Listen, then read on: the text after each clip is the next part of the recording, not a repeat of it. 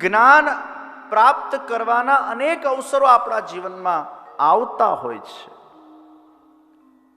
પણ એ અવસરને બહુ ઓછા લોકો સ્વીકારી શકતા હોય છે. પુત્ર પિતાને ઉપદેશ આપે છે.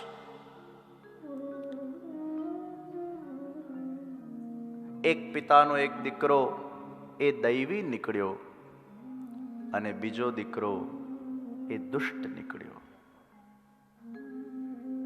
कभी आपकी संतान दैवी भी हो सकती है और कभी आपकी संतान दुष्ट भी हो सकती है. संतान कैसी भी हो, अगर दैवी संतान होगी तो आपको भक्ति में सहायक हो जाएगी, और अगर दुष्ट संतान होगी तो शायद विरक्ति के अंदर आपको सहायक होकर भक्ति में आपको आगे बढ़ाएगी. सारी संतानो एना लाभ छे અને ખરાબ સંતાનો એના લાભ છે. લાભ લેતા આવડવું જોઈએ. ખરાબ સંતાન વિરક્તિ આપે છે, સારી સંતાન એ સહયોગ આપે છે. ભગવાને તમને જે કંઈ પણ પ્રદાન કર્યું હોય એની કૃપા માનજો. એનો વસવસો નહીં રાખતા कि क्यों भगवान आपने मुझे ऐसी संतान दी. वृद्धों માટે અંત સમય ચાલતો હોય તે વખતે મનમાં કોઈ પણ પ્રકારનો ભાર કે રંજ ન હોવું જોઈએ. सबको माफ करके, भले ही आपके ही सगे वालों ने आपके साथ कैसा भी सुलूक किया हो, लेकिन फिर भी उनको माफ करना ये आपका धर्म इसलिए बन जाता है आपकी स्वयं की शांति के लिए. વૃદ્ધાવસ્થામાં જ્યારે આપણે બધાને માફ કરી દઈએ છીએ, કઠિન છે, અઘરું છે. અરે ખરતા પહેલા તો લીંબોડી પણ મીઠી થઈ જતી હોય છે. वृद्धावस्था वो मिठास की अवस्था है, और उस अवस्था में जब हम सबको माफ कर देते हैं, इसलिए कहा गया पेट को साफ करने के लिए साफी और मन को साफ करने के लिए माफी. पेट शुद्ध होगा तो शरीर हमारा स्वस्थ रहेगा, और मन शुद्ध होगा तो हम प्रसन्न रहेंगे. वो शुद्ध मन भक्ति के लायक बन जाता है. तो વૃદ્ધાવસ્થાના અંદર પોતાને શાંતિ આપવા માટે માફી. સારી સંતાન મળી હોય કે ખરાબ સંતાન મળી હોય કે ન મળી હોય, કોઈ રંજ નહીં, कोई कंप्लेन नहीं, कोई फरियाद नहीं. जो है जो हुआ उसमें मैं सुखी हूं. तो માતા પિતાનું કર્તવ્ય છે કે પોતાના દીકરા દીકરીને માફ કરે, અને દીકરા દીકરીઓનું કર્તવ્ય છે કે પોતાના માતા પિતાને જ્યારે એમની આવશ્યકતા પડે ત્યારે એ એમનું દાયિત્વ નિભાવે. આ પરસ્પર સંબંધો, પરસ્પર એકબીજા પ્રતિના દાયિત્વ એ બહુ મહત્વના છે. ઘણીવાર એવી સંતાનો થાય છે કે માતા પિતાને પણ માર્ગદર્શન આપતી જાય છે. વડોદરામાં એક છોકરો 10મા ધોરણમાં ભણતો, અને રોજ વર્ષો પહેલાની વાત છે, એ વખતે હું કારેલીબાગ હવેલીમાં રહેતો, તો સંધ્યાના દર્શન પછી રોજ આવીને મને મળે. 15-20 મિનિટ 30 મિનિટ મારા પાસે બેસે. બસ હું એને ઓળખતો નહોતો, બસ આવીને બેસે, કોઈ પ્રશ્ન નહીં, કશું જ નહીં, બસ બેસે. રોજ પછી આવતો ગયો એમ. પછી મેં એને એકવાર પૂછ્યું, મેં કીધું તું રોજ આવે છે? મને કે હા. તું કે બોલતો કેમ નથી? એ મારા કે બોલવું જ નથી, બસ મારે આપના પાસે બેસવું છે. આપ બસ બધાને મળતા હો છો, વાતચીત કરતા હો છો, મને બેસવું ગમે છે. I like to sit. હું પ્રભુના દર્શન કરું છું અને બેસું છું. સારી વાત છે. પછી એક દિવસ આવ્યો અને મને કહેવા લાગ્યો કે જે મારે ઠાકોરજીની સેવા કરવી છે, મને ઠાકોરજી પુષ્ટાવી દો. મને લાગ્યું આવો દૈવી જીવ રોજ દર્શન કરવા આવે, ઠાકોરજીની સેવાની એવી એનામાં ભાવના, મેં એના ઠાકોરજી પુષ્ટાવી દીધા. પછી તો ઘરે ઠાકોરજી લઈને ગયો એટલે રામાયણ થઈ. પિતાએ ઠપકો આપ્યો, બાવા બની જવું તારે? આ કઈ ઉંમર છે સેવા કરવાની? આ ઉંમરમાં ભણવાનું હોય, ભણવામાં ફોકસ કરવાનું હોય. This is not the age to do bhakti. કેવું છે ને દુનિયામાં, જેના દીકરા બગડીને ધૂલ થઈ જાય, ભગવાનને એ જ માતા પિતા ફરિયાદ કરે, ભગવાન કેવી સંતાન આપી. અને જેને આવી સંતાન આપી હોય, જેને ભગવાનની સેવા કરવી છે, ત્યાં પેલા ભગવાનને ફરિયાદ કરે, ભગવાન આ તો કઈ ઉંમર છે ભક્તિ કરવાની મારા દીકરાને? જે મળે એનો સંતોષ ક્યારેય વ્યક્તિને થતો નથી. પિતાજી મારા મંદિરે આવ્યા મળવા માટે, મને કે આપે આ શું કરી નાખ્યું, મારા દીકરાને શા માટે સેવા પધરાવી, આપ પાછી લઈ લો. બીજા દિવસે દોડતો દોડતો દીકરો આવ્યો, મને કે હું પિતાજી વતી માફી માંગુ છું, એ કદાચ આપને કંઈક બોલી ગયા છે જેમ તેમ, પણ આપ નિશ્ચિંત રહો, ચિંતા નહીં કરો, મારા પિતાજી હવે બીજી વાર આ મંદિરમાં નહીં આવે, હું બધું સંભાળી લઉં છું. પછી એ પુત્રએ પિતા સાથે જે આર્ગ્યુમેન્ટ્સ કર્યા, અને પુત્રએ કીધું પોતાના પિતાને, અરે પિતાજી, મને મારી સેવા કરતા હાર્ડલી 30 મિનિટ થાય.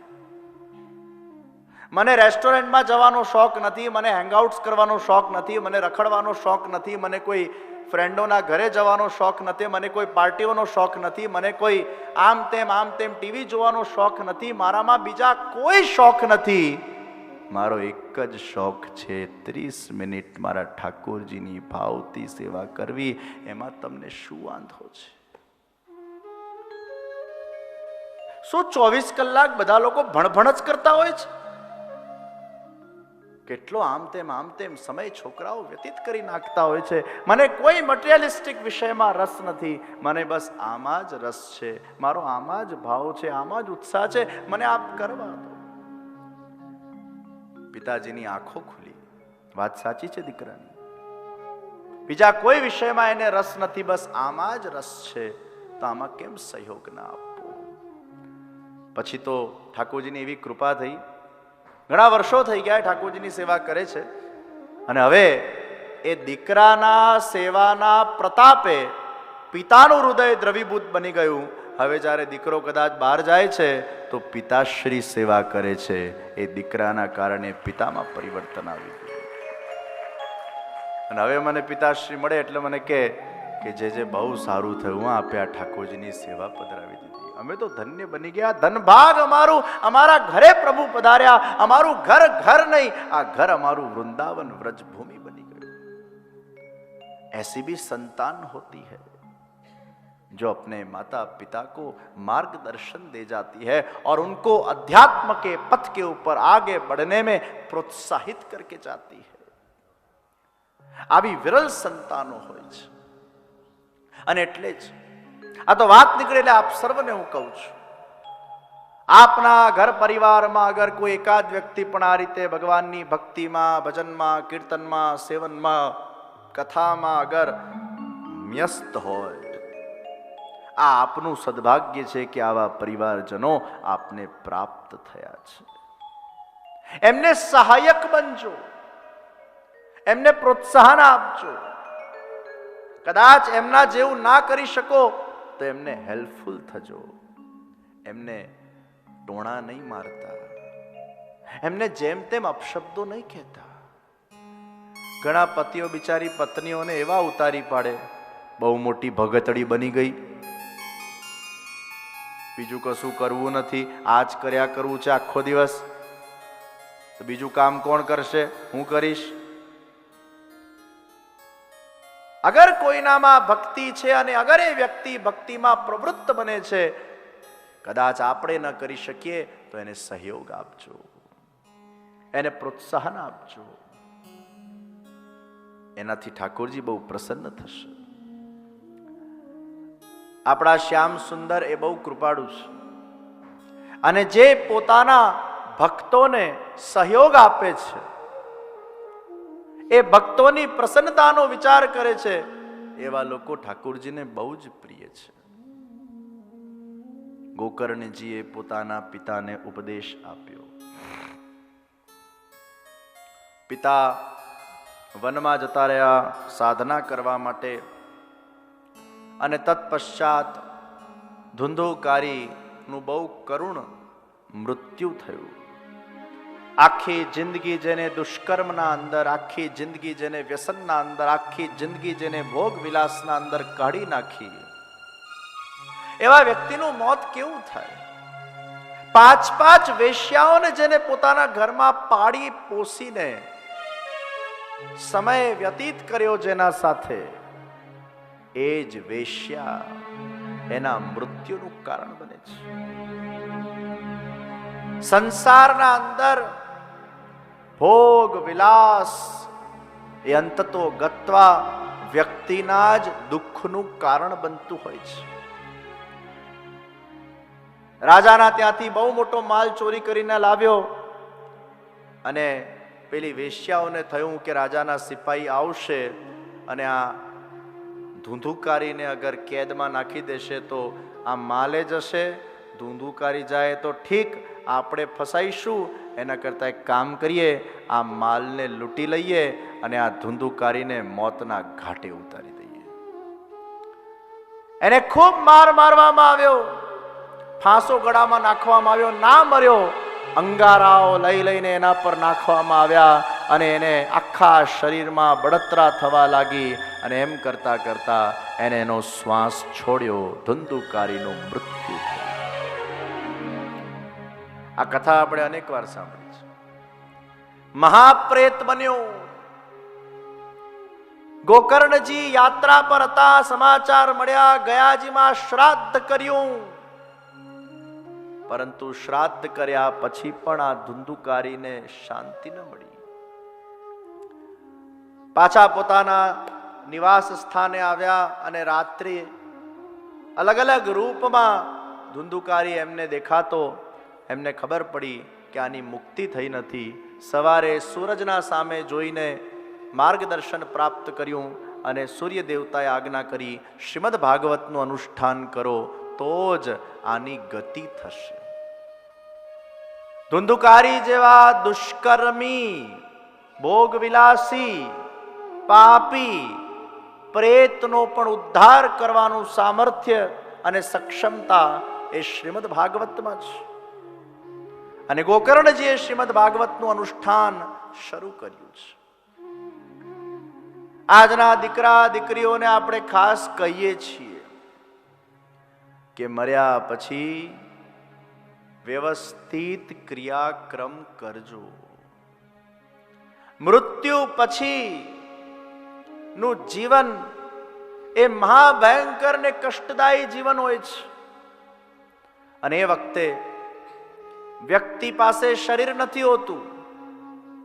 વ્યક્તિ રીબાતો હોય, પીડાતો હોય, હેરાન થતો હોય.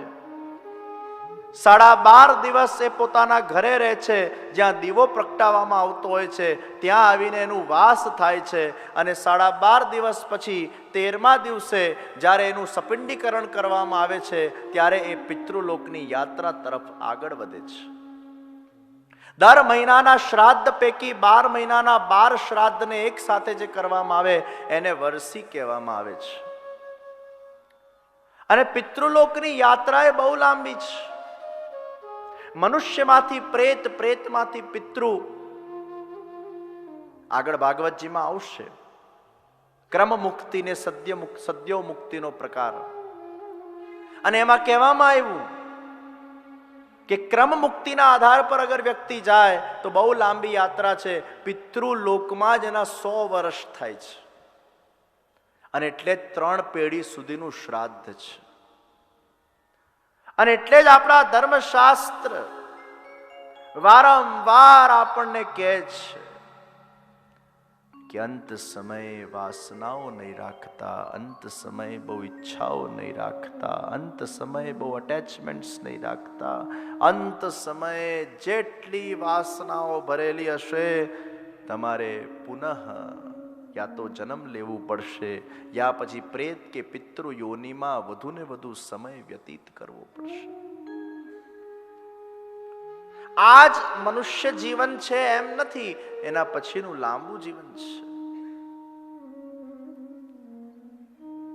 મહાપ્રેત બન્યો ધુંધુકારી અને વાસના અંદર આવીને બેઠો. ગોકર્ણજીએ શ્રીમદ ભાગવતના અનુષ્ઠાનનું શુભારંભ કર્યું. પ્રેત બનીને અકલ ઠેકાણે આવી. ખોટું કર્યા પછી વ્યક્તિની અકલ ઠેકાણે આવે તો બહુ સારી વાત છે, પણ ઘણા એવા હોય છે કે ખોટું કર્યા પછી અકલ ઠેકાણે નથી આવતી. એ ખોટું કરે છે એનું રિયલાઇઝેશન જ થતું નથી. ધુંધુકારીને પ્રેત બન્યા પછી રિયલાઇઝ થયું મેં બહુ ખોટા કામ કર્યા અને હવે આ જ સાધન છે જે મને પીડામાંથી મુક્તિ આપશે. વાસના અંદર આવીને બેઠો. 7 દિવસની કથાનું બહુ જ એકાગ્રતાથી એને શ્રવણ કર્યું. એક એક શબ્દનું એને પાન કર્યું. પિબત ભાગવતમ રસમાલયમ. એ ભાગવતનું પાન કર્ણના માધ્યમથી એને કર્યું. 7મા દિવસે વિષ્ણુ દૂતો આવ્યા અને ધુંધુકારીને લઈને જતા હોય છે. વિષ્ણુ દૂતો આવ્યા તો ગોકર્ણજીના મનમાં પ્રશ્ન થયો કે કથા તો બધાએ શ્રવણ કરી છે, આ એકલા ધુંધુકારીને લઈને કેમ વિષ્ણુ દૂતો જાય છે? આ બધાનો અધિકાર નથી. ત્યારે કહેવામાં આવ્યું કે બીજા બધાએ કથા સાંભળી પણ એનું ધ્યાન નથી કર્યું, વાગોડી નથી. કથા શ્રવણ કરી પણ એને વાગોડી નહીં. 3 કલાક સાંભળીને પછી ત્યાં ત્યાં ખંખેરીને ઊભા થઈ ગયા. ઘેર જઈને એને વાગોડી નથી. આપણે પાણી 2 રીતે પીએ. અમુક લોકો આમ ગટ ગટ ગટ ગટ કરીને પીએ. ડાયરેક્ટ ગળામાં પાણી જાય સીધું નીચે. એ પાણી કદાચ તમારી તૃષા મિટાવી શકશે, પણ એ પાણી પીવામાં બહુ આનંદ નહીં આવે. પણ ઘણા ઘૂંટડે ઘૂંટડા પીએ. પહેલા ઘૂંટડો ભરે, પછી એનો સ્વાદ લે, પછી અંદર લઈ જાય. તમે જ્યુસ પીઓ, તમે કંઈક ભોજન કરો અને આમ સ્વાદ લઈ લઈને ભોજન કરો. એ સ્વાદ લઈ લઈને જ્યારે ભોજન કરો છો એટલે તમે એને વાગોડો છો. અને પછી તો આપણે ઘણીવાર નથી કહેતા બહુ સરસ રસોઈ બની હોય, આ દાળમાં રહી ગયો સ્વાદ.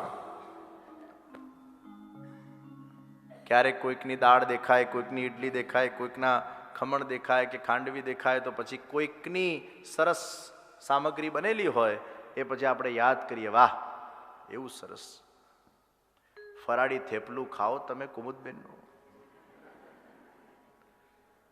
આવું થેપલું ક્યાંય જોવા ન મળે. ફરાળી ઘણી વાર થાય ફરાળીમાં આટલું સરસ થેપલું બનતું હશે. કુમુદબેનનું ખાવા જજો. અને કુમુદબેનને એક દિવસ કહીશું કે આ બધાને એકવાર ફરાળી થેપડા ખવડાવો. એની કઈ કળા એમના અંદર ભગવાને મૂકી છે ખબર નહીં, પણ એ દાળમાં રહી જાય સ્વાદ. હવે જ્યારે મને ફરાળી થેપલું દેખાશે એટલે કુમુદબેન યાદ આવી જશે. ગજબ થેપલું બનાવે છે.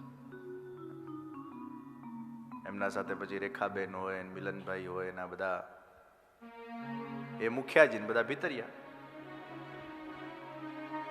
પણ ખૂબ ભાવથી ઠાકોરજીની સામગ્રી બનાવે.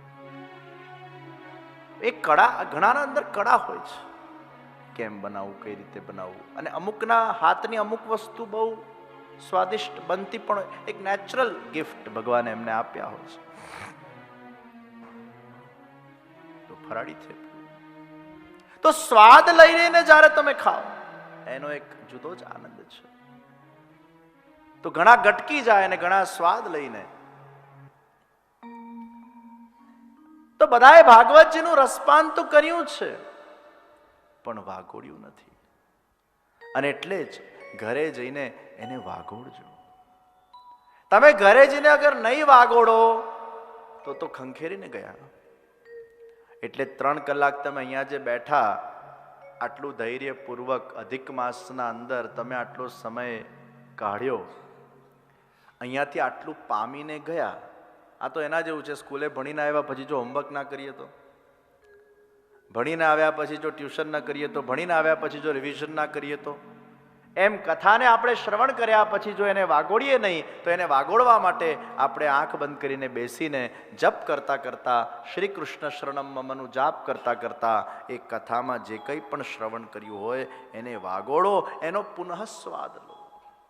એને જ રસાસ્વાદન, કેટલો સુંદર શબ્દ છે, રસનું આસ્વાદન. तो इन सबने कथा सुनी लेकिन ये अधिकारी नहीं है, क्योंकि इन्होंने वो स्वाद नहीं लिया. ये धुंधुकारी कथा सुनने के बाद उसका योग्य रूप से निधिध्यासन करता था, એને વાગોડતો હતો.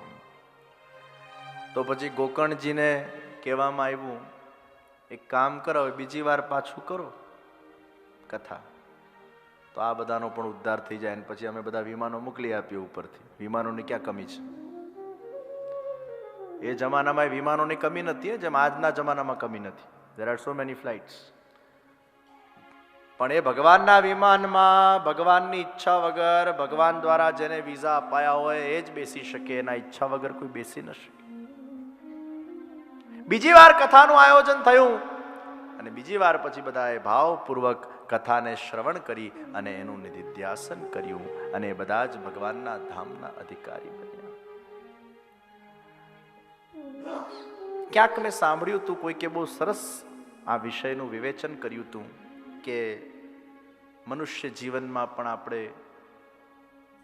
જીવવા આવીએ છીએ, ભગવાન આપણને આ દેહ આપે છે અને આપણે પછી આ ભૂતલ પર આવીને આપણા પ્રમાણે 70-80 વર્ષની જિંદગી કાઢીએ છીએ અને જો બરાબર આપણે ન જીવીએ તો પછી ભગવાન આપણને પાછા મોકલે.